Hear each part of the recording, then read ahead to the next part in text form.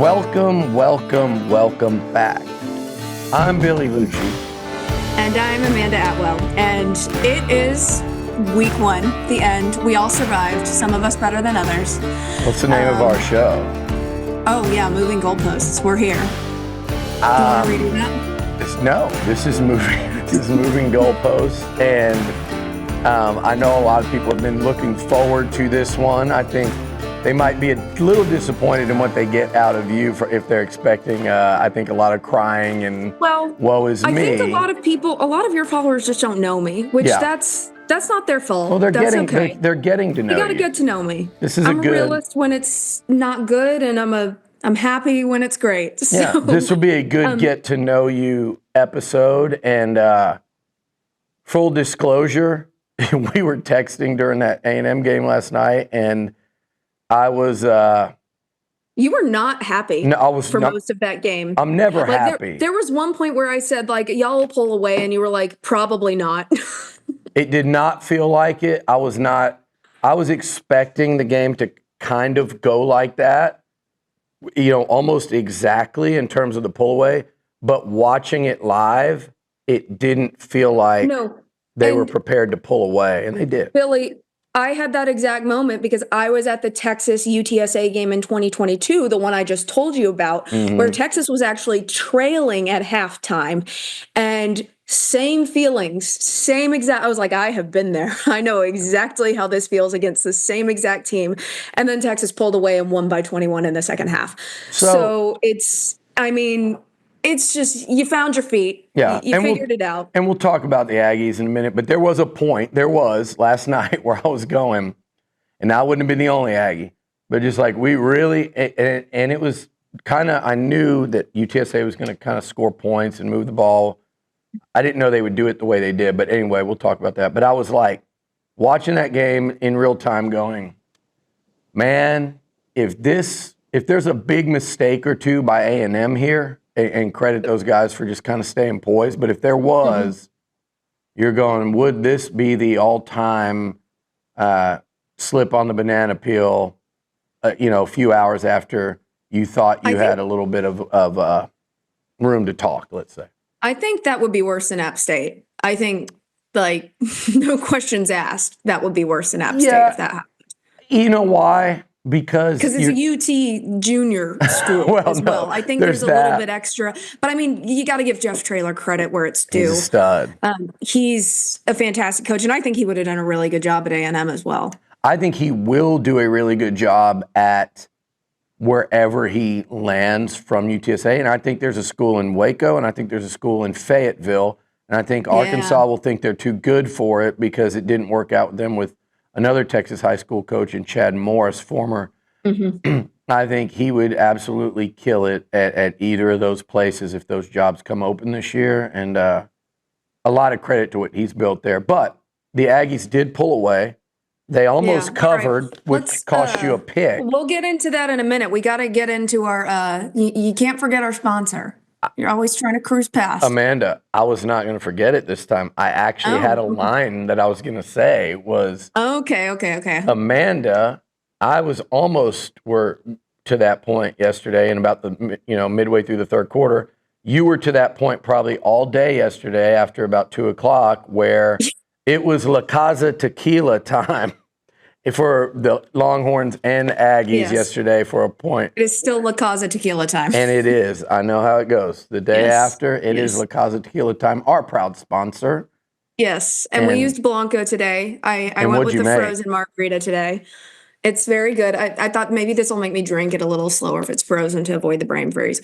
I think people don't realize. I see those drinks, the bottles behind you. And you are quite the drink maker. We all have to give you credit. Like people that know you can make them good. It's going to be a good drink. I'm not going to sacrifice my alcohol calories on some crappy Red Bull vodka. That is, I agree. Who wants to do that? I'm going to make an espresso martini if I want some energy. So I do. In my older age, I've come to love a good quality cocktail. And we buy alcohol a lot when we travel. So I have a bottle of rum back here we haven't tried yet from Belize called, this is a little not safe for work, but it's called Big Titty Rum.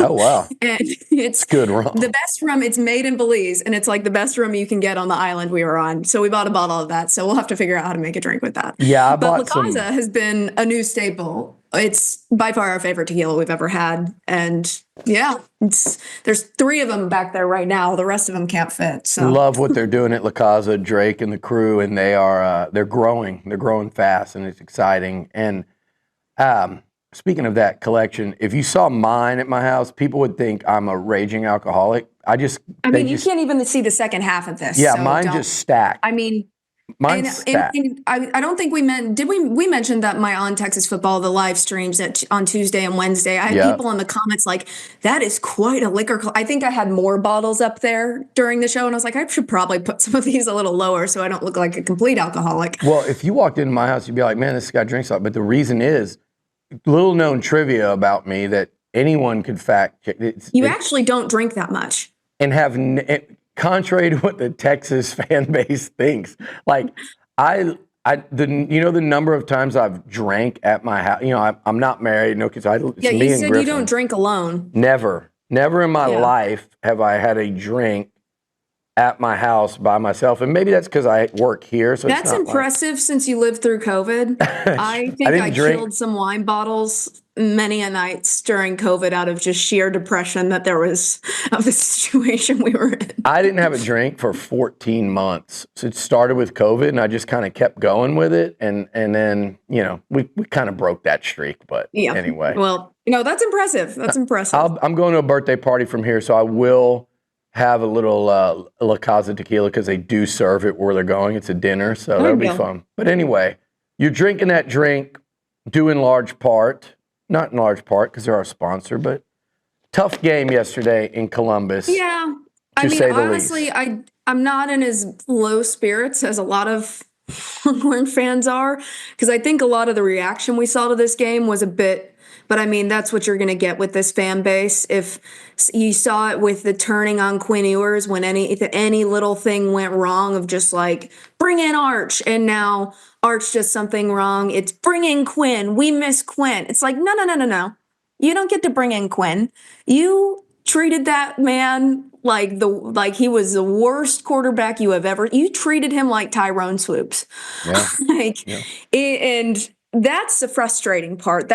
I'm more annoyed about how the fan base reacted than I am about the result on the field. Because at the end of the day, the result on the field, it's not what you want. It's not a win. It's not good. But it's not like, I think we even said in this show beforehand, we could have ranked any of these teams as number 1 through 5. You could have put Texas at 5. You could have put Ohio State at 1 because there were just so many unknowns going into it.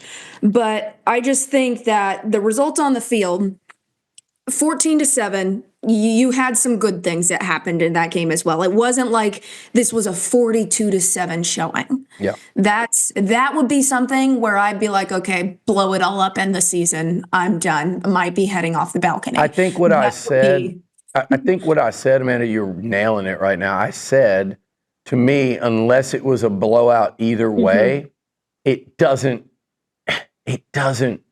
matters because your margin for error went down. So like you have to go win in Athens, and that's tough. If you don't, then you have to play like 10 other games now where you really can't lose. So the margin for error. You have to win the SEC championship at that point, I think. Yeah. So the margin for error took a big hit. That's the most significant thing. It wasn't a season killer. It wasn't an Arch Manning killer. Everybody wants me to do a victory dance around a fallen Amanda today. I'm not ready to do that. I'm going to be brutally honest with probably more so, I think, maybe some of the Texas fans listening than you, and I think a lot of them are going to agree with what I say. But what I really want to hear right now are like kind of your takes. You watch that more intently than I did, and I watch it pretty intently. But unfortunately, go through it. Like let's hear the good and the bad and the ugly. From your perspective. I don't know if y'all know those shirts that they sell. Do they sell the maroon shirts, the good, the bad, and the ugly? They always have. Yeah, I remember even in college they had those. That's what this is based off of. I thought that'd be a fun spin-off of I it. like it. But I mean, I was getting text from our friend Peyton Yeager this morning as if like the Stark died or something, like the most devastating thing ever happened. I was like, Peyton, you need to step off the ledge. Yeah, And yeah. I think it was worse for her because she was at the game. So she was getting heckled by like 11-year-olds, which tough, very tough thing to go through. And she was wearing an Arch Manning jersey. She said every time he missed a throw, the Ohio State fans behind her would take a picture with the Arch Manning jersey. Oh, man. Which that's brutal. That's good. They're not rough. fun. I've heard a lot about Ohio State fans. A&M's only played them once in all the time I've been covering the Aggies. It was in a bowl game, so I haven't really gotten the experience. And they weren't bad at the bowl game when we played them at the bowl game, I don't think.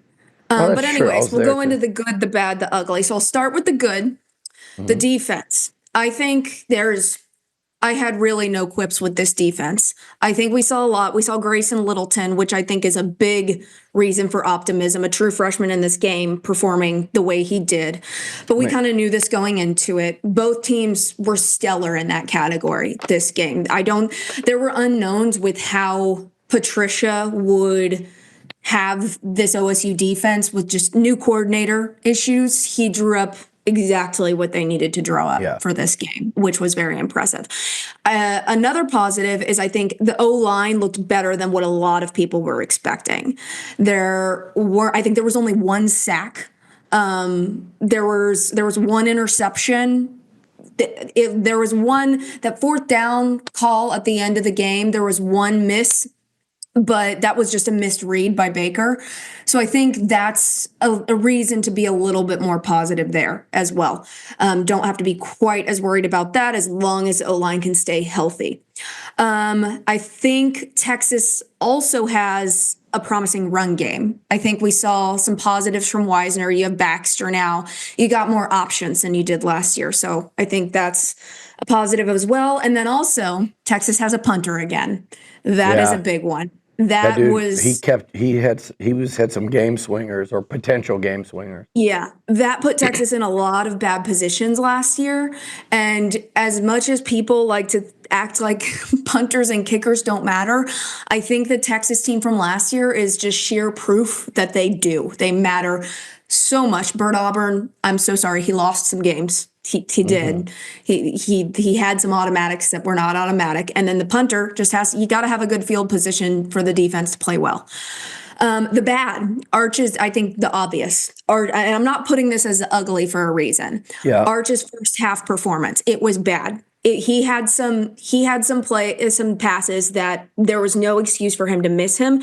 At the same time, Quinn was so good at these short and intermediate passes. That was kind of his bread and butter. And I don't think people give him enough credit for how good he was at with those because they aren't as easy as they look. And so I think that's one thing to consider. But at the same time, that's what I think you need to see that drastically improves going forward. My other big concern was wide receiver play.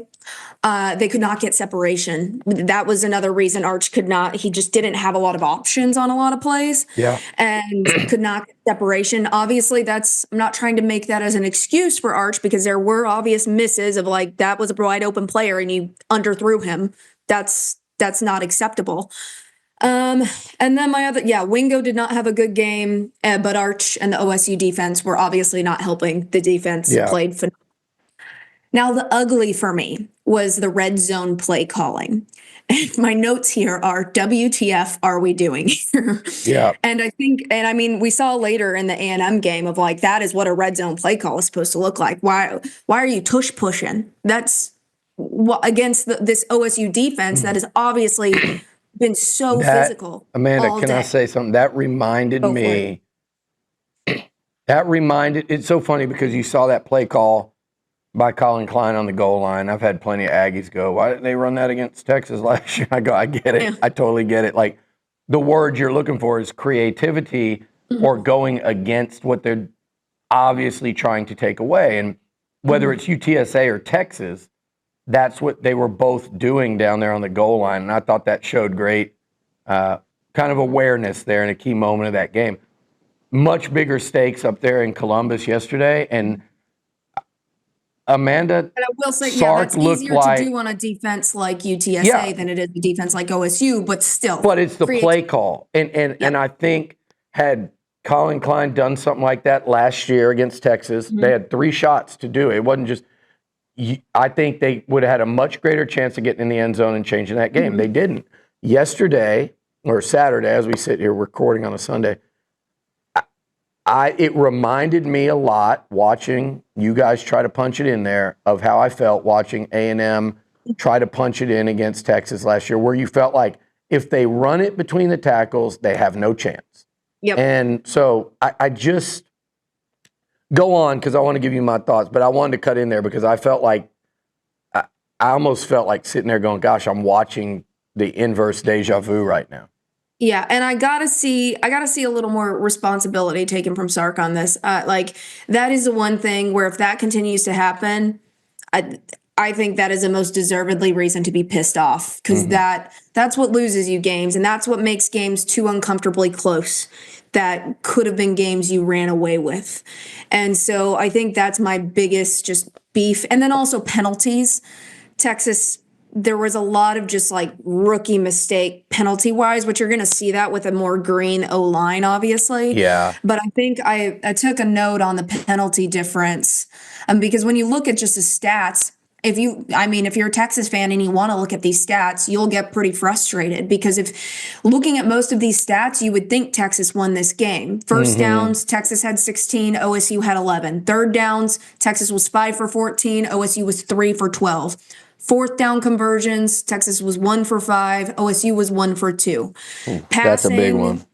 Yeah, passing 7. I mean, the passing yardage, the percentage difference between Sayan and Arch was not that different. I think Sayan was like 65% and Arch was 57%. So obviously Arch worse there, but not a drastic difference. Yardage wise, Texas outgained them. I think it was, I didn't put the totals here, but it was, if I can do some quick addition. It's pretty significant. It was by like 100 yards. It was like a 100-yard difference. Texas had 100 yards more than OSU in this game. But penalties, Texas had 6 penalties for 50 yards. OSU had 2 for 15. So that's another one that's going to hurt you. And that's just, you have to stay more composed. That was a problem last year as well. And I mean, people there, I did see a tweet from an OSU fan. This is an SEC officiating crew and Texas got away with so much. I'm like, did you look at the penalty difference? I mean, I think it was a pretty fairly called game. Yeah. I didn't really see anything that was outrageous. I don't know about you. I mean, they reversed the interception, which I thought was the right call. It was very close. And they didn't. It looked like it touched the ground. Yeah, and they didn't reverse the Livingstone catch, which was very close, but I do think it was the right call. Like I was sitting there going, they're not going to overturn that. I don't think there was enough evidence to overturn it. Yeah, and the only reason to me they would have been like, well, we did overturn that other one, but you have to keep those plays separate when you're an official, and so I think it was well officiated. And then. Yeah, so that's basically my notes of my good, bad, and ugly from this game. I don't think it's a reason to crash out like a lot of fans are doing online. But, I mean, I don't know if you saw my TikTok from a couple months ago of rating the worst fan bases in the SEC. And I had Texas at number 2 for a reason because, I mean, a lot of your followers will complain that I block a lot of Aggies. I actually don't block many people. I counted for funsies last week. I have 16 Aggies blocked. I have 21 Texas fans. Interesting. I like you using the word for funsies. There's a lot of bad eggs in this fan base. I am so sorry. Well, I think my interactions with Longhorns is, I would say, I would rate the Longhorn Twitter fan base very high, not just in the SEC, but anywhere on planet Earth. But in person and in real life, it's a huge drop off. It's such a difference. Yeah. It's such a difference. I mean, maybe those people just don't come out of their basement enough. Twitter's a cesspool, but I do have a lot of Longhorn friends that have been talking a lot of smack. I thought you guys were going to beat Ohio State, and I'm going to tell you. All right, so the way we have this laid out, I was going to go with my good, bad, and ugly for A&M, and then we were going to ask each other. But why don't I just give my Texas take, and then we'll do the A&M. Yeah, give your Texas take, and then you can go into your good, bad, and ugly for A&M. Okay, so here's my deal with the Longhorns. Not the wait. not the end of the world. I have questions to ask you about them. Good. Why don't we do that? Okay. And then I just don't want to miss anything Yeah. here. But go ahead. Yep. I'm ready for Okay, questions. first, speaking of Twitter, I'm sure you saw it too. I mean, you saw one guy called me a clown on Twitter. First, God forbid I support the quarterback. Welcome to the club. I think he was trying to get me for like not supporting Quinn or something. I was like, please go look for a tweet where I never supported Quinn. I think I was more of a Quinn apologist than most people, than most Quinn apologists were. Yeah, you hung in there. Like, you can't lump me in that group, buddy. Sorry. But first, do you think the Arch crash out was valid? Here's my no, I don't. I think he played Imagine, this is how I want to do this. Imagine Texas was your team and how you would react to this situation. Okay. I think you'd have to be real honest and say Arch played a bad football game. From his very first pass, might have been the first play of the game, where he had an open guy and an easy throw that you or I could make, and he underthrew it by 5 yards. Like, from wire almost to wire, and he did pick up at the end of the game, but we've watched football a million times. Everyone knows that late game, you all of a sudden change the tempo. It's like we always go, why weren't you doing this the whole game? Part of it has to do with the way the defense is playing. The sense of urgency has changed. It is always different, but Arch played a terrible football game. Okay? Am I extrapolating that out all year? Hell no. And that's why everybody that wants me to come on here and shit talk you into oblivion this week, I know better. I will make some points. I was about to say, yesterday was a really good bookmarking day for me. I bet. So. You hope so. And it probably will be, right? But here's my thing. And none of them were from you, so that's a plus.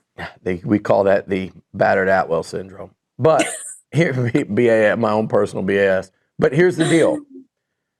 Everybody dogpiled my guy Jordan Rodgers this week because he dared have the audacity to say that, and you weren't one saying this, and this is what people don't get. Like, you talk a lot of smack after the fact but you weren't sitting there clamoring this about Arch, but a lot in the Texas fan base and the national media put him on such a pedestal, but if anyone dared say, hey, this guy, like Jordan did, this guy's very inexperienced and he's going to have some growing pains, and let's not anoint him yet.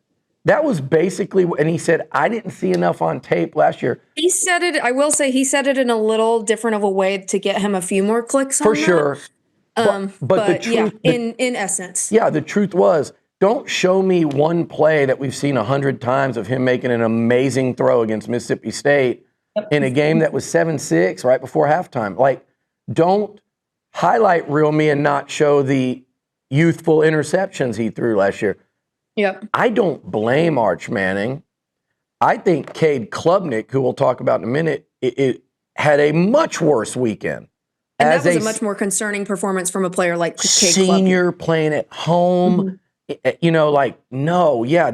That's much more to answer for than 16 does. So that said, I think my biggest concern if I was a Texas fan would be this about quarterback.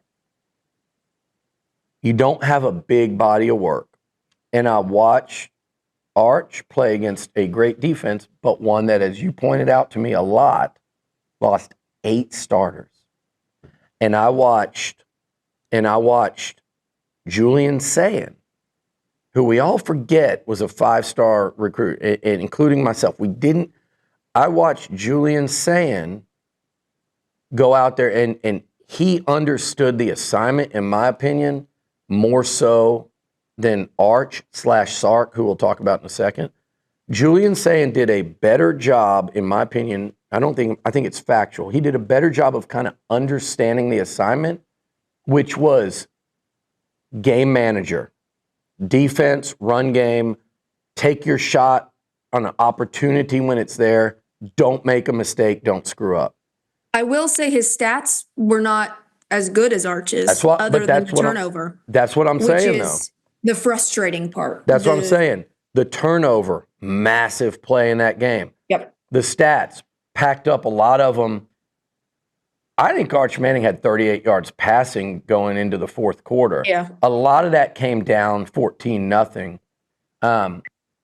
That's what would concern me about that is Julian saying, look like, hey, because here's the deal about Texas, Amanda, and you said it. Great defense, elite defense. I'm going to look silly with my top 10 to 15. I already know.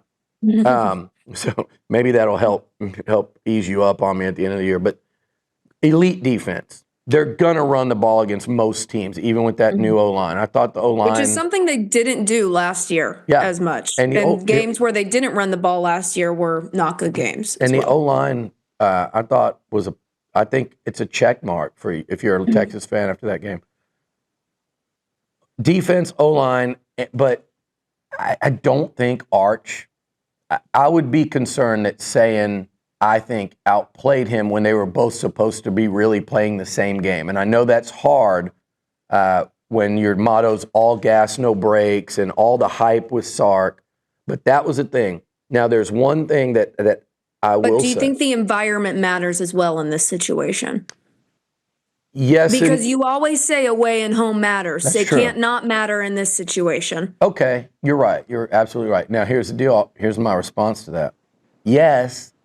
And that is where the inexperience gets you. And a lot of people in your fan base and people like my man Feinbaum and McElroy, all these people. Feinbaum was the source of the media problem. Well, but it's Joel Klatt. I mean, Joel Klatt was like begging for Arch Manning to throw for 400 yards and 6 touchdowns yesterday. You could just feel it through the broadcast. That's not realistic as a thing. It's just, it was never realistic. What's realistic is what you saw yesterday. So that's why I'm not out on him this year and certainly not for his career. Here's what not enough people talk about. And Klatt finally said it in the most lame way imaginable when he said, it's almost unfair for Arch Manning. It's been unfair the entire time what pedestal you put him on. Hype him up, and then say it's unfair that he's having to face Matt Patricia because 3 returning starters on that defense. But the MVP of that football game was Matt Patricia, and you and I talked about it, the matchup of Patricia v. Sark and Arch, and you've got a multiple Super Bowl winning D coordinator going up against an inexperienced QB. And I have a feeling that as the year goes on, a lot of what we saw yesterday is going to have to do with who Arch was playing against, meaning the coach, not the players. Okay. My second question for you, I agree with you on pretty much all of that. I don't think Arch had fully a terrible game because I do think we saw sparks of who he is normally. But the composure, I think, is the composure also. We saw this issue with Quinn early on. The composure as just a more green starter. So hopefully that is something that works itself out. Otherwise, if it's not worked out, Texas has issues. What would you be excited about from watching this game? What would I be excited about if I was on that side? It would be, it would 100% be the defense. I just. That's an elite defense that even if Arch Manning, if you take like an inward look and go, like, I don't know inside that Texas program, I don't pretend to, I don't want to. There are people that cover that do a great job. I think about one program in terms of trying to like internally find out what's going on. Even if they're like, everybody put the cart ahead of the horse, he's going to grow throughout the year. That defense will keep you in every game, and it'll win most of them. So think Georgia last year, if you wanted to go into that mode, that to me would be what I'm excited about as I go, there's no one that we shouldn't play a singular game where we're not in it with a chance to win in the fourth quarter because of our defense, period. Yeah, I agree there. So enough about the Texas game for now. We'll get back to that in a bit. I got one more comment. One more comment. Okay. About your coach, Sark. I think the goal line, red zone issues, I think numbers like 15 against Georgia, 19 against Georgia, 17 against A&M, and every Longhorn goes, well, that's Ewers had 2 turnovers. It's fine. It's fine. Second half shutout, 17 points, 15 Georgia, 19 Georgia, 14 Ohio State, 7 Ohio State. For a guy that is talked about as one of the best offensive minds in football, which I think he is, creatively at least, and overall, I think he is. You see that creative spark sometimes, but he's where has it terrific. been? He's a terrific play caller and OC, but there are games, and more of them than there should be, that the play calling, red zone, whatever it is, fails you. And look, this is the truth. Aggies might not want to hear this. Longhorns don't want to hear this. You have built up, the media, even me, with what I expect to see in Texas, you're playing for an SEC and a national title. That's what the conversation is, and that's a credit to what he's built. That is not a knock, but your bar is different. When people are saying, are they the new Bama? And people in your fan base are using that. Okay, let's be clear on that. People aren't saying, are we the new Bama? The Athletic said, are they the new Bama? One dingy writer at The Athletic said that. I don't think anybody else is saying that, so maybe that narrative should be gone. And this is why this week was interesting, because you haven't said this stuff. You have done this with here we are, here we were, here's where we need to go. The bar is set really high, and fairly so, and that's a credit to what he's built there, right? That is factual. So when we critique Texas, right, it's on can they win the national title this year? Can they become the preeminent power in the SEC? Great. So if that's the bar, I'm looking at these point totals in a lot of games the last couple of years, and then I'm looking at this. That win against Bama was incredible a couple of years ago. It put you. It fast-tracked the whole thing, and it was something that nobody else could do. It was one of the best days of my life. I would love to feel like that again. And you probably will. You probably will, but you haven't since, and that's what's crazy.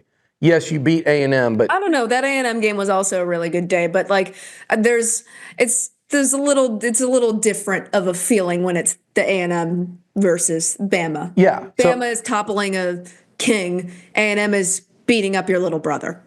Not meaning to put it that way. Beating up your brother. I won't use the little brother term. I'm sorry. I didn't think you were going to get me at all with a clip this week. I'll put it this way: you have a twin, and you beat him in a foot race. That's how the A&M game feels a little bit. I don't like to succumb to the little brother memo. Here's my thing. Here's the deal. Yes, the A&M game was massive, and everybody in this state, from me to you to everyone else, desperately wanted to win that game, and Texas won it.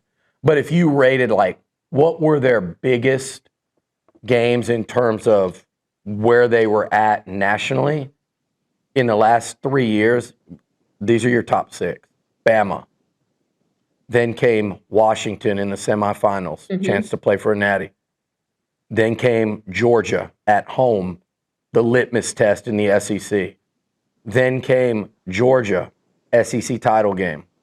Then came Ohio State, semifinals. Georgia was home. Wait, Georgia, I thought you were talking about Georgia was home for Georgia. No, yeah. So Washington, semifinals, Georgia at home, Ohio State in the semifinals, Georgia in the SEC title game, and Ohio State this year.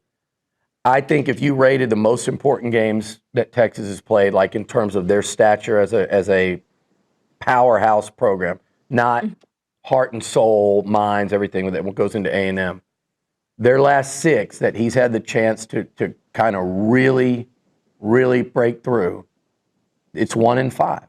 So that Georgia game in Athens becomes so massively important now, and so we'll see. But I'm just saying, if I'm Texas, I'm going, okay, man, you've been competitive in every one of them. You've been very competitive. Memes. Can Sark win the big one? Yeah, and that's where we are.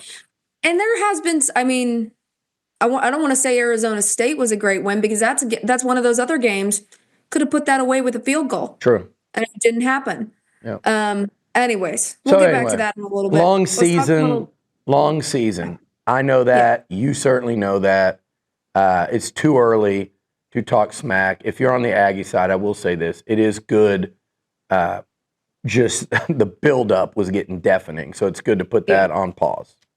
Yeah, I mean, y'all got Notre Dame in a few weeks, so I We wouldn't do. do too much We do. typing online quite yet. This is true. All right, Yeah, let's talk Aggies. Aggies and yeah. Let's UTSA. talk some Aggies. My good, All bad, right. and ugly, right? Yeah, let's get your good, bad, and ugly. Okay. Let's also, we gotta cut this out, but I have somebody coming over to the house at 6:30 for the cats. Oh, I have 'Cause that birthday dinner at 6:15, so we're rolling. Okay, perfect. Yeah, yeah. All right, just making sure. Okay, So maybe don't yap too extensively. let's go. All right. I think we're good. All right. I think I'll rip through this. Okay. Good, bad, and ugly. Let's go. I think for Texas A&M, Amanda, I think you saw it and everybody else saw it, and you've heard me talk about it all offseason, the importance of the additions in the portal at wide receiver and also at tight end.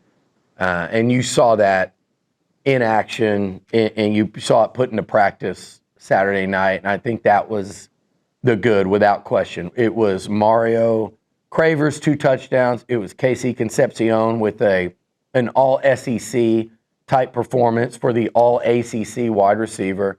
He had the punt return that, what a great way to introduce yourself to the A&M fans with the punt that was return. amazing. That was a sick return. And then made some terrific catches. He got in the end zone later, had another one called back where he stepped on the back line, or he'd had a 3 TD debut. Burkature, the Nebraska tight end, had a terrific catch over the middle early. Amari Niblack almost got into the end zone late. We only saw 1 catch from Ashton Bethel-Roman. He's a guy I've been talking about that's going to be a real weapon too. So that part of it was the good. And Marcel Reed, I would rate his performance a rock solid. I thought he played really well. I mean, Yeah, I didn't see anything to be concerned about with Reed. yeah, I mean, like, everybody's. One throw he probably wished he could get back, but Yeah, the touchdown. because he didn't have any mistakes. Yeah. So I mean, he didn't. Well, That's I didn't watch big in a close I kind of game. switched over to the LSU Clemson game at one point because I was like, once y'all started running away with it, I was like, all right, they're good, and I wanted to watch this barn burner we had over at LSU Clemson to see who won the bet for that. Yeah, and you got that one. We'll talk about that in a minute. But Marcel, I thought, 330 yards of offense, 4 touchdowns, no picks. That's an excellent opener. We can nitpick it all we want. Everybody will. That's what you have to do in a game against UTSA. That's the expectation. And you said it during the game. Like, you told me, like, they can't make a big mistake here. And he didn't. Like, one bad throw. Despite the scoreboard.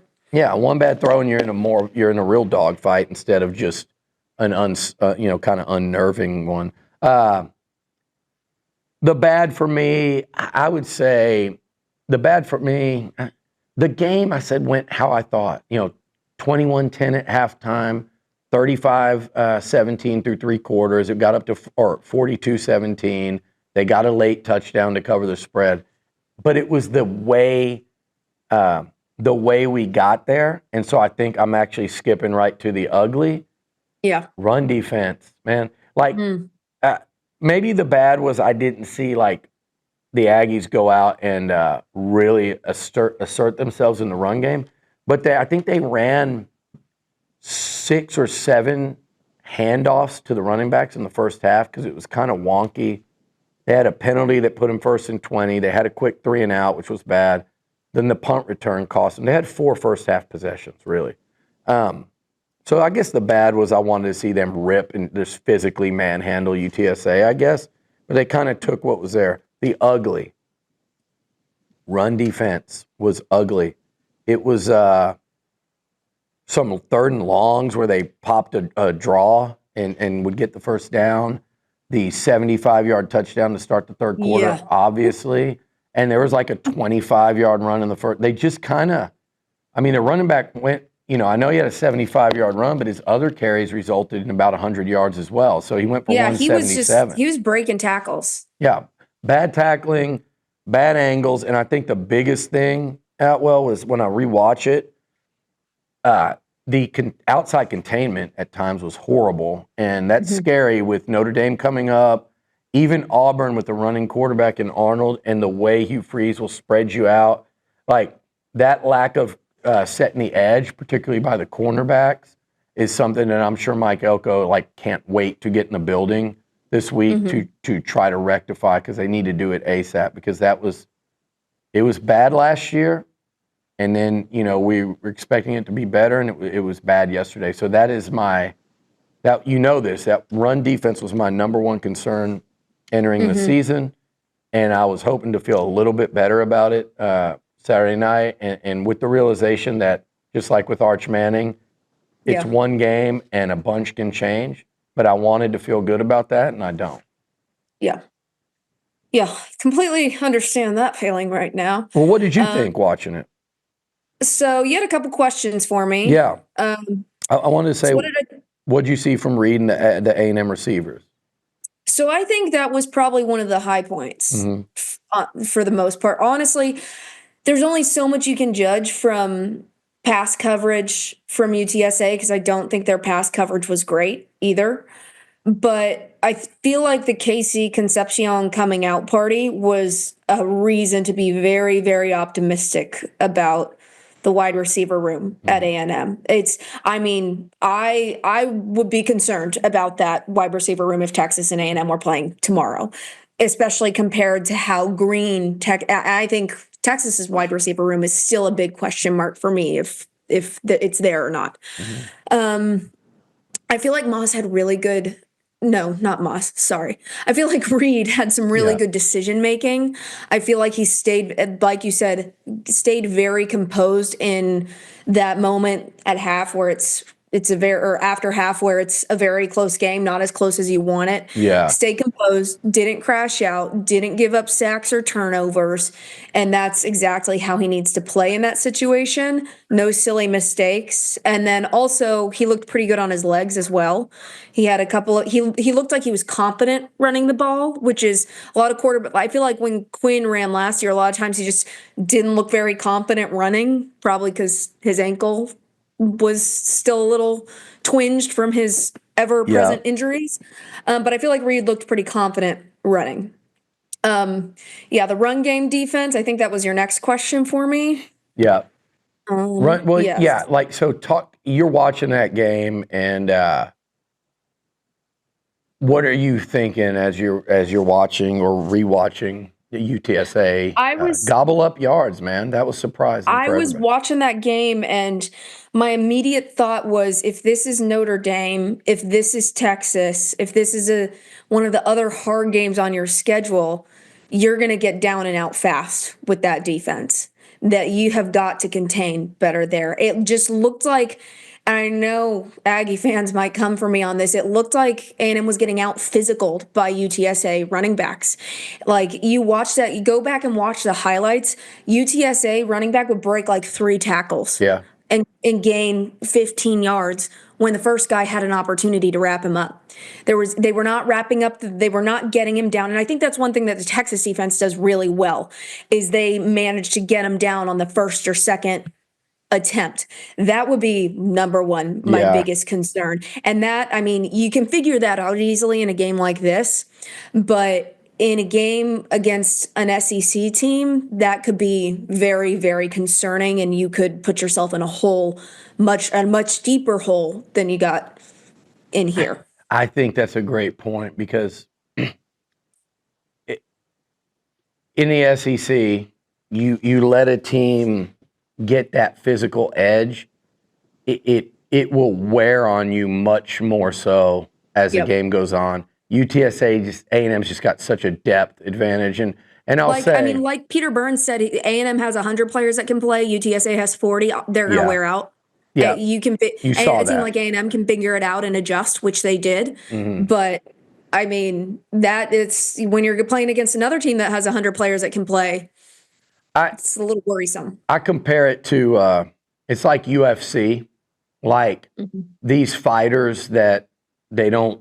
You did boxing classes, so you know boxing, right? UFC, yes. These guys that don't want to box and they just take you down, and it's boring, but 5 minutes of fighting off your back and it changes the whole fight the rest of the way. And like in the SEC, if you can't stop the run early, even being down 10 or whatever it is, to fight and claw back from that is so difficult. And so, yeah, Notre Dame's going to be the same way. So, like, they've got to rectify this, and I'm with you. That is A1, without a close second, the biggest concern moving forward. And look, we didn't learn. I think that's something you probably knew headed into season 2, that would be the biggest concern. yeah, but you wanted some positive vibes out of it and to feel better about it, not worse. And so they can fix it. It doesn't mean they will. It's just it can certainly be fixed. We just don't know if it will or not. And that's it's going to be a looming question, I think, throughout September. So I think you and I are pretty much on the same page there. And there's not a whole lot to take away from, I think, last night's win over UTSA, other than, yes, A&M still has a concern stopping the run, and yes, A&M skill position guys look a lot different than they did a year ago. I think your other question for me was about A&M's run game specifically, that you weren't running the ball well. Yeah. I will say, in the highlights I watched, obviously, how many times did Moss get the ball? 3 all night. Yeah, the one run I watched of him in the highlights, it looked like he was running conservative to me. It didn't look like he was. Maybe it's because he's coming off of an injury. I assumed probably C.J. Baxter would be the same way, which it did kind of look like he was running a little bit more conservatively. But I thought Owens looked a little bit more elusive than Moss did at times. Obviously, that could change as the season goes on a bit. Yeah. But that was just my takeaway from the run game. I think the passing game looked a lot better. Yep. But it could be just Moss working back into playing. Yeah, I think they need a healthy Moss, and I did see him limp off the field after I think the second play of the game. I don't like that. Yeah, second. Well, the good news, I was nervous because he limped off after the second play of the game where he fell down on what would have been actually a big gainer, just a little swing pass, and didn't come in for a couple series. And I'm sitting there going, it was his knee, right? That was what ended his year. Yeah, ACL and MCL. Tears? Yep. Ugh. You being the knee expert, but he, you got like 18 tears, but he came back in and they were giving him the ball, and so I think this was a good look. He touched it 4 times. That doesn't surprise me at all. You don't need to overrun him in this game either, and you don't need to next week either against Utah State. Yep. You need to run him if you have to run him 15, 16 times against Notre Dame.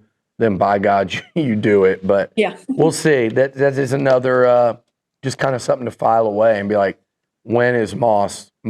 And we didn't get enough of a body of work to see it. So moving forward, what do we got here? We kind of tackled what we talked about Arch. We talked about that. Yeah, we talked about, we covered most of this. Your fans weren't the only crash out yesterday.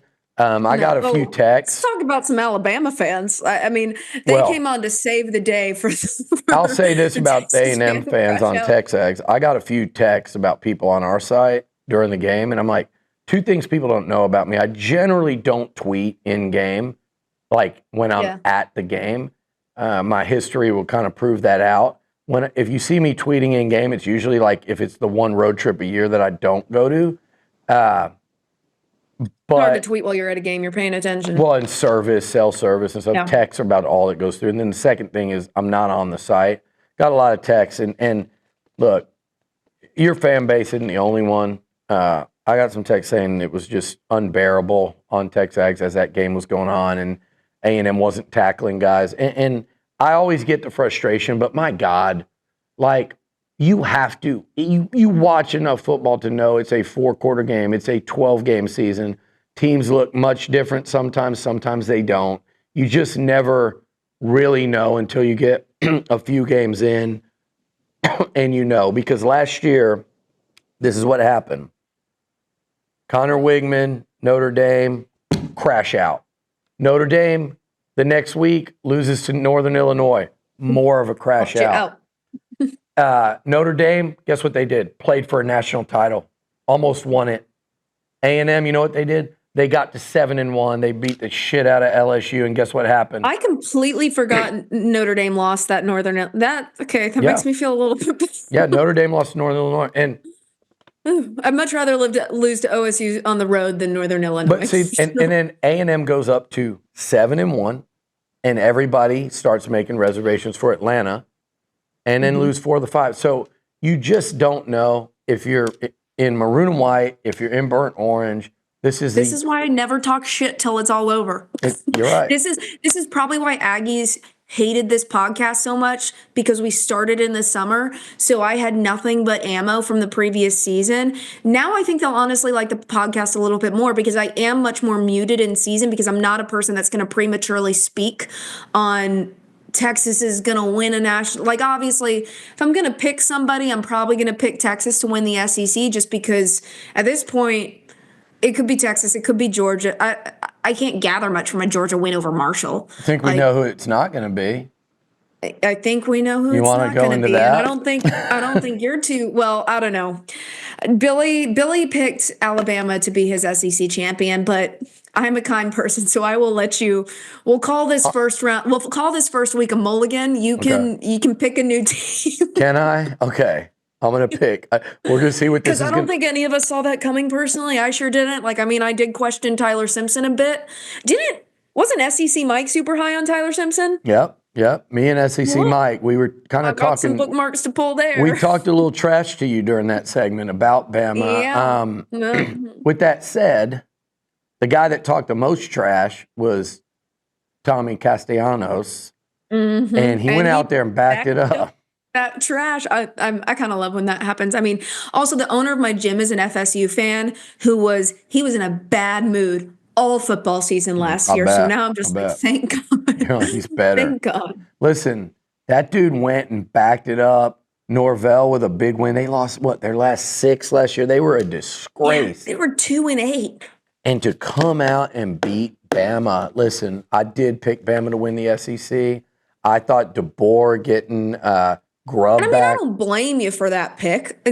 I don't think you might want to blame me to win this week. You might want to blame me, because they didn't just lose; they got their ass kicked, and they did.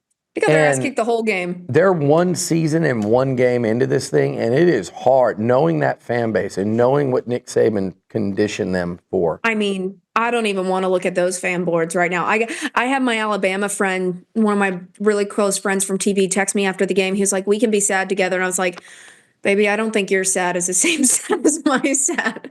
My sad has a hint of optimism to it.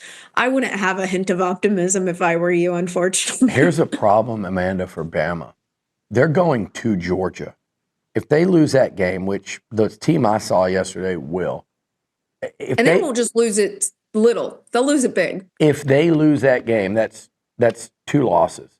They got 10 other games that if they go 9-1 in those 10, it is a bitterly disappointing season in T-Town, and the fan base will not want him back. You know what his buyout is? $70 million.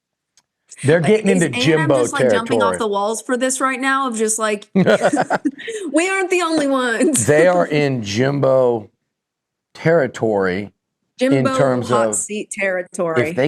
If they lose 4 games a year after losing 4 games, I don't know the numbers, but I wonder how many years back you have to go on Nick Saban to get to 8 losses. They got a problem in T-Town. They got a real issue. They don't have a very hard schedule other than, they have Georgia, they have Tennessee, but at home. Next hardest, I would say, is LSU, but it's also at home. Oklahoma at home. Hardest road trip, South Carolina. So they don't have a hard schedule is also one of the problems. You just named a bunch of games they could lose, though. And they can't, again, they can't lose. But at the same time, a good team would not lose those games, especially at home. I agree, and they don't look nearly as good as we thought. So that was my obviously everyone's biggest SEC takeaway this weekend. The shocking, not just the fact they lost as a 2-touchdown favorite, but how it went. They didn't look like the better team at any point of that game. I don't trust like Ty Simpson now. And what happened to DeBoer? He was so good at Washington. He made a bad decision, man. That was a bad decision. And sometimes coaches, I think, need to recognize that they are where they need to be. Lane Kiffin, and just stay. Just stay and create a great thing. I watched that firsthand here with Billy Gillispie. You know, Shaka Smart coming to Texas was you know, you have to do it, but that dude's a much better coach at Marquette than he was in Austin. I mean, it just, there are certain things, and I know Lane Kiffin's always got a wandering eye, but he should just stay in Oxford and be the king of that castle. And I think DeBoer probably, I saw it with Gillespie in Kentucky basketball when he had a great thing going at A&M. It's just too hard to turn down Kentucky basketball, Kansas basketball, Notre Dame football, Texas football, Alabama football. It's just, it's too tough, man. And so I get it, but clearly that doesn't look like a fit. LSU Clemson next on the SEC around college football conversation. I mean, what'd you think? Romantically, I think my pick wasn't really based on logic at all, which sure A&M fans will love to hear that. I was more I kind of had this one as like either of these teams I think are talented enough to win this game, but I like the story more of LSU winning. They're getting out of their first game of the season loss streak on the road against the number 4 team, Clemson, with one of the best quarterbacks in the country. Yeah. I love that storyline. So I was like, I'm going to manifest this storyline coming true. Also, I personally cannot pick against LSU often unless it's a very obvious loss, because my mentor in the industry, that is probably the reason I ever became a sports anchor. She's in Shreveport, Louisiana. She's now the head reporter for the Vikings. Okay. She is a massive LSU gal. She was at that game and got to see it. So her name's Tatum Everett. If you want to go see her stuff, she's awesome. But very happy for her. And she gave me a soft spot for LSU. So that is why I had to pick LSU in that game, because romantically, I really wanted them to win. And they won. And I think, I mean, people can talk all they want about Arch Manning. I think the quarterback that lost the most this weekend was Klubnik. I think his performance, I mean, Arch, you can make excuses for Arch. There are excuses that can be reasonably made for Arch. There's not many excuses you can make for Klubnik here as a senior leader of this offense at home as well. The higher ranked team, yes, LSU is a very formidable opponent, but it was such a low scoring game. And I mean, he balled out against Texas last year on the road, but LSU shut him down. Yeah. Blake Baker and that LSU defense could be a problem, or Clemson's lack of offensive firepower could be a bigger problem. And who saw that coming into it? Clemson and lack of offensive firepower. Everybody I talk about on Clemson is in their defensive front, and it was Klubnik. And you know I was very high on him coming into the season. I think everyone was. I think that's you're not rare in that take. He was I would have thought of him as a Heisman finalist, and now it's like I don't unless some of these ACC teams really rise up, I don't see, you know, like, show it to me, man. Like, that was your chance. Nussmeier, you, at home, senior. And, yeah, I wasn't in any way impressed. I thought it was a bad play call there at the end by Dabo. But, man, you didn't win the game, and the guy on the other side did, Nussmeier. He made the throw to put them up, terrific throw, and they won that game. So my takeaway is big-time win for LSU. That win will age very well, because I do think Clemson's going to win a bunch of games and end up coming out of the ACC into the playoffs. So it'll be one of the better non-conference wins for an SEC team this year. So nothing to take away from LSU. I'm not ready to anoint them yet.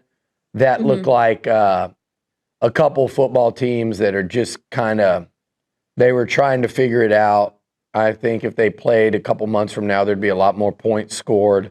So, I mean, it's a big-time win. I wouldn't take anything away from it, but it doesn't tell me that LSU's the class of the SEC right now. So, TBD on the Tigers, but they won a game that I didn't think they would win, so I got to tip my cap.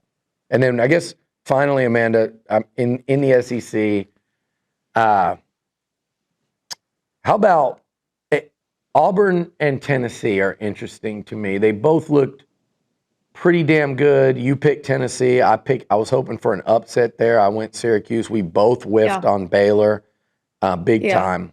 And are you one game in? Are you sitting here going Tennessee and Auburn might be better than we thought, or are you going Baylor and Syracuse might suck? Because that's kind of where I lean. I'm kind of opposite on these. I'm thinking Auburn is the better, the higher. I'm higher on Auburn out of this situation than I am Tennessee, because I think Baylor was the better opponent here. Baylor was at home. And I think Auburn, you just kind of proved they really out-physicaled them in this game. And I think Baylor is going to be a good Big 12 team, TBD. I don't know a ton about the Big 12 this year to say that. But from what you've told me, Baylor should be a good team in the Big 12 this year. So I'm more impressed with Auburn because we did talk about them as returning a good portion of their team. We were questionable on their play calling, but it seems to have worked for them against this Big 12 team Baylor could not pan out. We'll see. But I would be more concerned about Auburn because they looked the part. Tennessee, I think Syracuse just not a good team. Also, they gave up 26 points. Yeah. If Syracuse if they're really that guy, why is your defense giving up against Syracuse 26 points to a team like Syracuse? Including quarterback Kyle McCord. So why are you giving up 26 points to a team like Syracuse? True. That makes me suspicious of your defense. All right. Well, you won that pick. You won the LSU pick. I won the A&M pick with I still picked A&M, so you can't say I completely lost it. You picked the Aggies. You were right but you actually showed more faith because you picked them to cover, which they were. Thought they should cover. Which they were until Jeff Traylor called a timeout with 14 seconds left and threw a 30-something yard pass to the end zone. So that was like one of those bittersweet moments for me because I'm like, I'm really pissed about that touchdown, but I was right. So I got that. Well, right now, here's where we stand. And people that listen, you've learned by now, we record on Sunday. Podcast goes out Tuesday. So you and I are both about to go tune in to Notre Dame and Miami tonight, Sunday night. And this is Tuesday. It's coming out, so this doesn't really work, but we're just being honest here. That game, you're right now. I'm sitting at 3-5. It's stellar 3-5 as Virginia Tech and South Carolina wrap it up. Great way to start off the season. Yeah, as those two teams wrap it up, we both picked South Carolina in that one. You're at 4-4. So this Notre Dame Miami game will be a big one because either you're going to have a 2-game lead after 1 week or we'll be tied. So this will be as we convene. If we both pick South Carolina, I'll still win. Yeah. I'm saying, though, we're different on Notre Dame. If I get Miami, then we finish tied. If you get Notre Dame, you actually build a 2-game lead 1 week in. Gotcha. So that's a big one. Amanda, let's move on to this week's picks real quickly before we do a little moving goalpost and shut it down for the week. And we got, I hope, a couple of complete blowouts to talk about this weekend. Yes. And whereas we had all of the Texas, Ohio State this week, and that was fairly the focus. And for Aggies watching, in 2 weeks, we will have all of the Notre Dame A&M game, and that's going to be the focus. This week, we have what we hope are two total absolute obliterations. That is your word of the week, by the way. Yes. You have not obliterated me, by the way. It's just like close games that you're winning. 7-0, but close. This is like a push because I finally. Those were some of the earlier podcasts. It'll probably be more muted until the end of the season. I had some ammo this week for once. It was nice. It's been good to. I don't know if I'd call that ammo. Maybe more of just like. It's like even footing. Imagine if y'all would have beaten Ohio State. Like it's like. Then you'd just be sulking in here like, damn, we struggled in the first half to UTSA. Exactly. Like it feels a lot better sitting here At least it wasn't a blowout against Ohio State. Then I'd probably be a different tune right now. What's the word? What's the phrase you used? What had been happening on the show every week, according to you? Wasn't it obliterate? Obliterate was your other one. Bodied weekly, I think you said. Yeah, I think Yeah. that was it. I didn't get bodied this week. And you know why? Because I got a little support from the Buckeyes and Ryan Day. Listen, Ryan Day, you can hate on his beard dye all you want. We do Or have his to. nipple Or piercings. his alleged nipple piercing.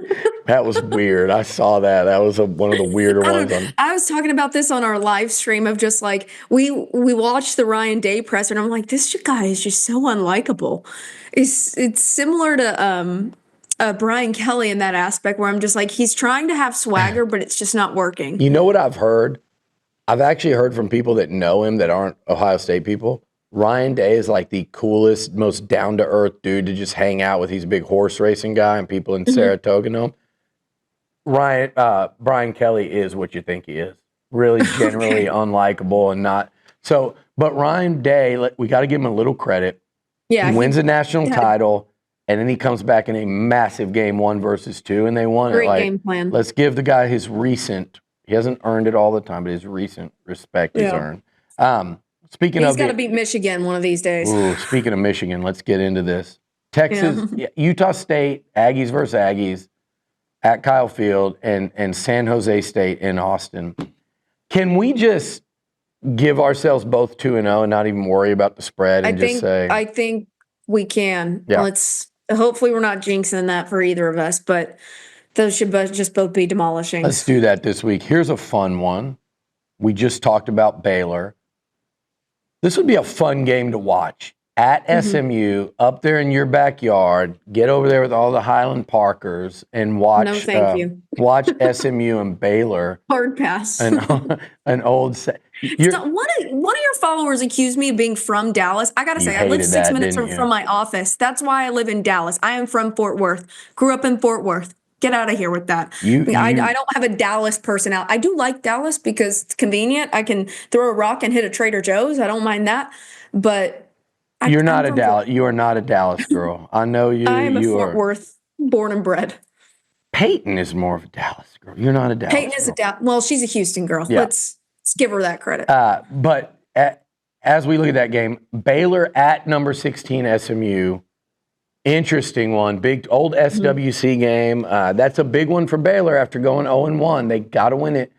SMU has eyes on another ACC championship appearance. What do you think in that one over there? I'm picking SMU. Okay. I think Baylor looked a little flat-footed last week. And not that SMU Stadium is a particularly offensive environment, but it's at home. They are coming off of playing for the Big 12 title, so I think, or the ACC title.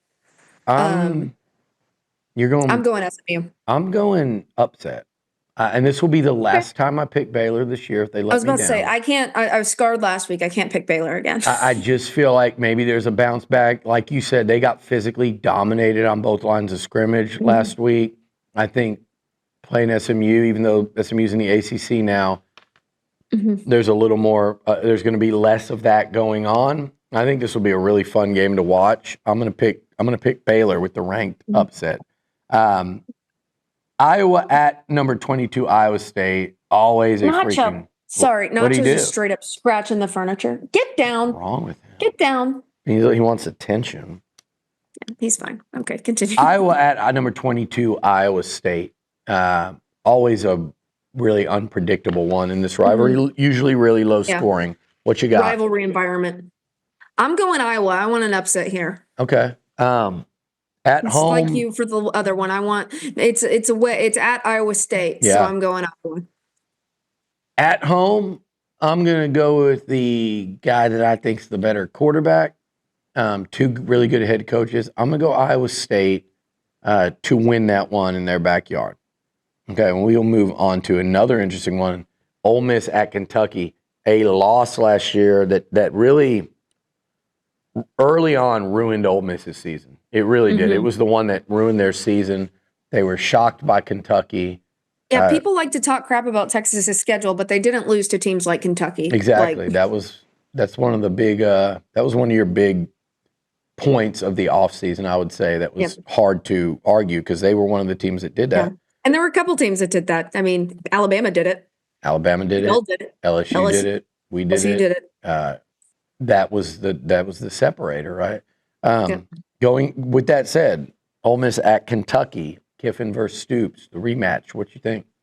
I'm going Ole Miss. I feel like they have the chip on their shoulder here. I mean, I thought Texas had the chip on their shoulder this week, so was wrong there, but I think this is a little bit different of a situation. Ole Miss should win this game. If they don't, then it'll be a season killer once again. I'm going to tell you what, Kentucky looked like crap yesterday, and it scares me to do this. And at Kentucky, I have not believed in Ole Miss. I have not. I don't believe in the Austin Simmons hype. I think they lost a massive playmaking superstar in Trey Harris. I think when he was out last year, they looked very mortal. I think Mark Stoops has Lane Kiffin's number in terms of scheme v. scheme. He makes him play in those low-scoring games, which is they are very uncomfortable in. Kentucky at home. Okay. We're saving the best for last, so let's rip through these. Arizona State at Mississippi State. Tricky one in Starkville with the Cowbells. Number 11, Arizona State. Arizona State. We got to do Arizona State after their performance in the Peach Bowl last year. I don't think they lost enough to lose against Mississippi State. No Scattaboo, but I like Sam Levitt going there. I love what Dillingham's done. I'm with you. Arizona State. I think closer than people think, but I like Arizona State in that one. Kansas at Missouri. That's a rivalry, and that is, I think, a hell of a matchup early in the season between a Big 12 and an SEC team that both feel like Big 12 teams. Yeah. That's a Big 12 matchup.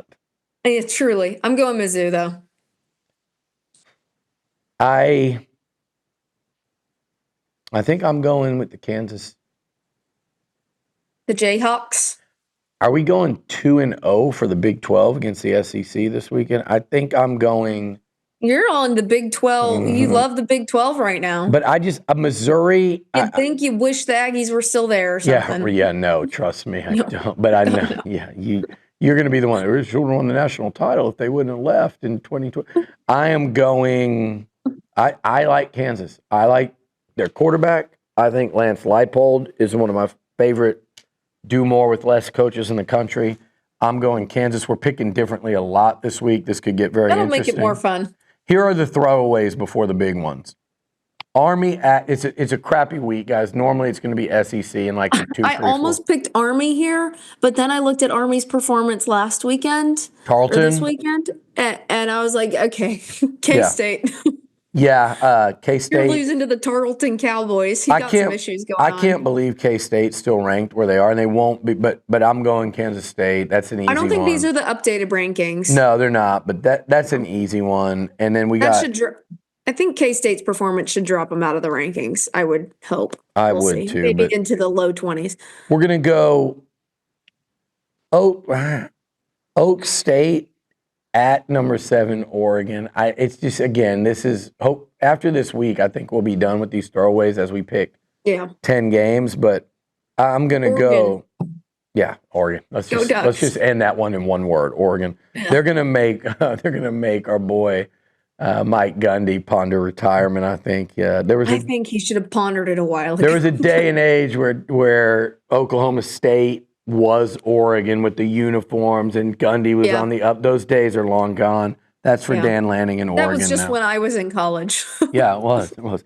And finally, one that is going to matter a lot more to you than me for 2 reasons. Number 1, the obvious. Number 2, the Longhorns play this team later. Number 14, Michigan at number 18, Oklahoma, in that stadium that only recently they tried to give a cool name.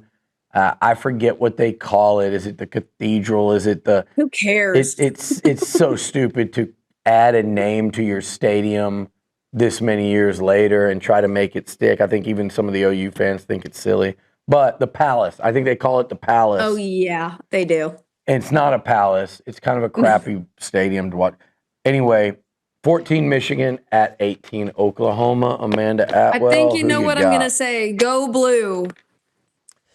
We're picking Michigan hard. I think you are going to give me a pick here because I think Michigan, I think they stink.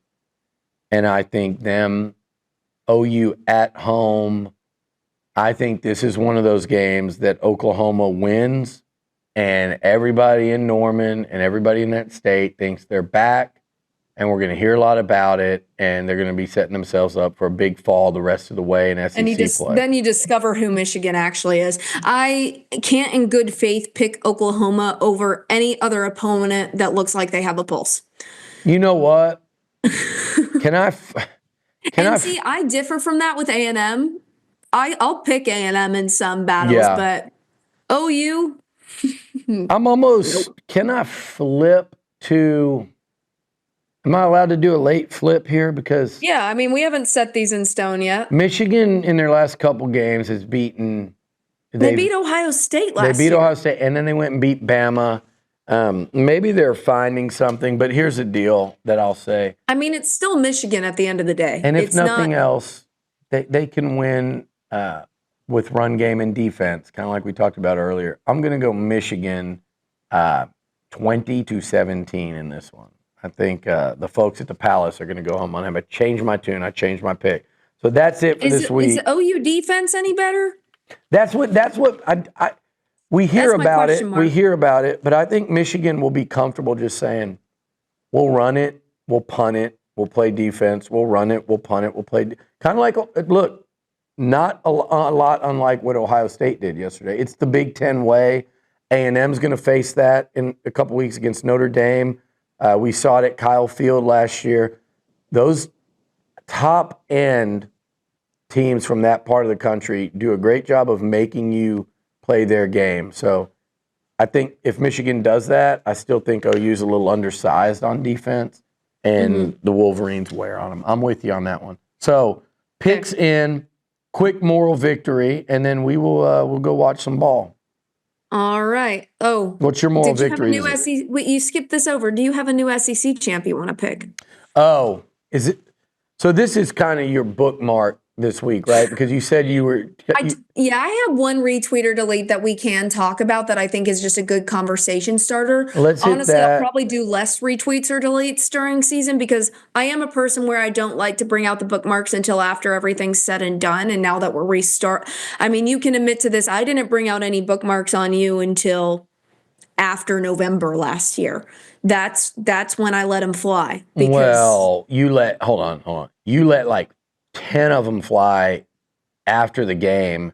There are 2 times where you've texted me. No, I'm talking about in November. Right after the game is when I let them fly. I'm saying but I don't like talking before the game happens. There are 2 times last year where you texted me and basically said, if I was you, I would just stay off Twitter for a little bit. And then I knew. One was when Texas was Georgia lost to Notre Dame. Texas was the last team standing. I was on a date in Austin. But still, again, that is the end of the season. Yeah. So. Well, because it's funny that you're acting like you didn't bookmark me all fall and all summer last year.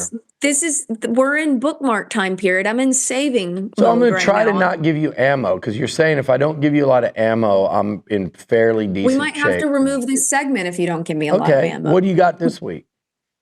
Well, let's do our moral victory first. Okay. I would say the moral victory this week is saying Texas losing on the road to the reigning national championship by 1 score. However, that hasn't really been the reaction. It's more of been season-ending crash out has been the reaction. So normally I would say that would be the moral victory, but Texas fans are not taking this loss well at all. That's definitely no moral. There's no moral victory to be had. No, nobody feels any type of victorious after that game. Anything besides that.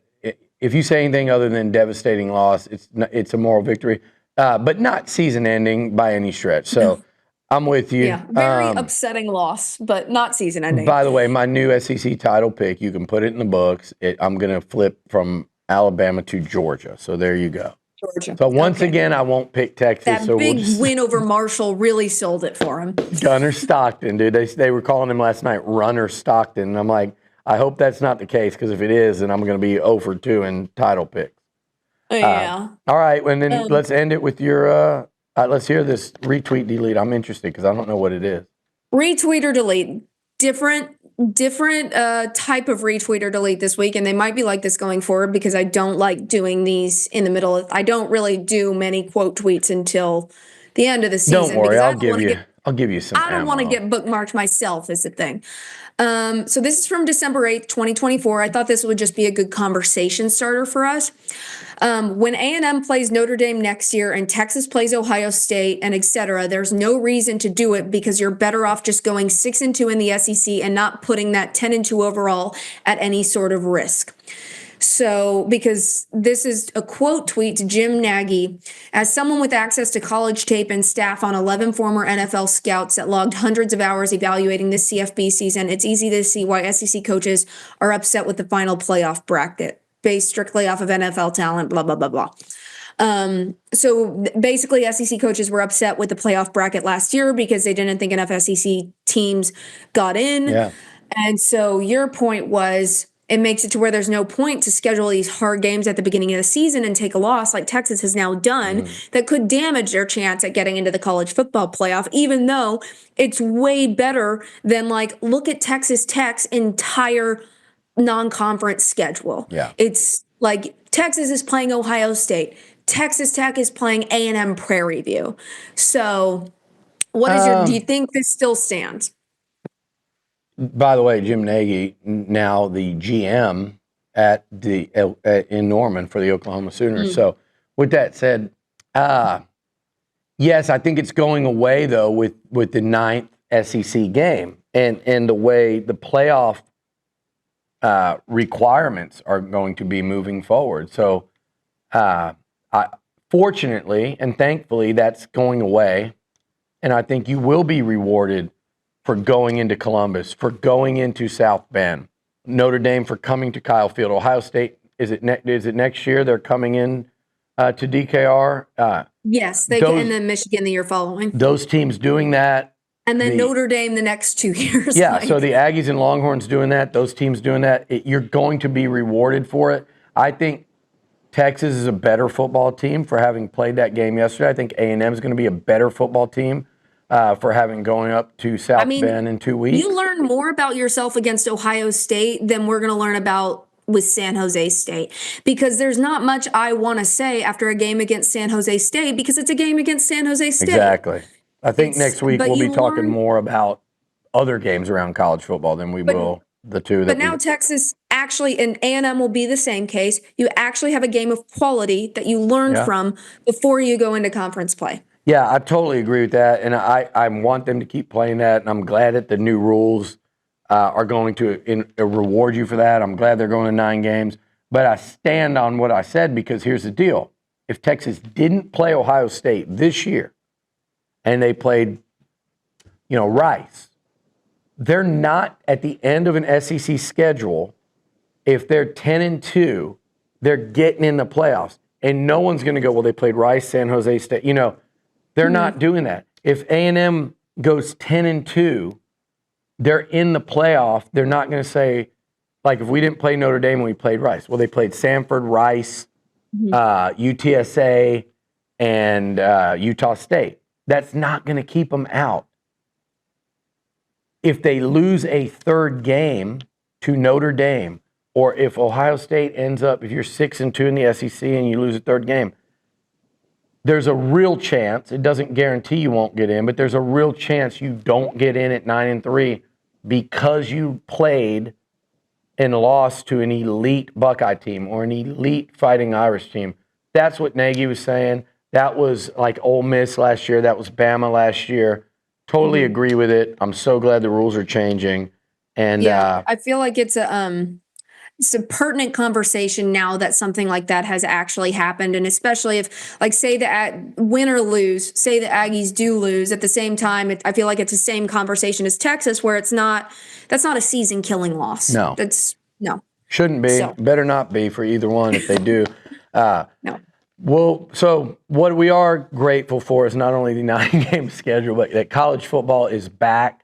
So, yes. Good job this week. We actually had something to talk about this week. That's what my tweet was about, of excited to record moving goalposts, because I feel like it's a great platform to vent on, as well as just really you have something to talk about instead of speculating.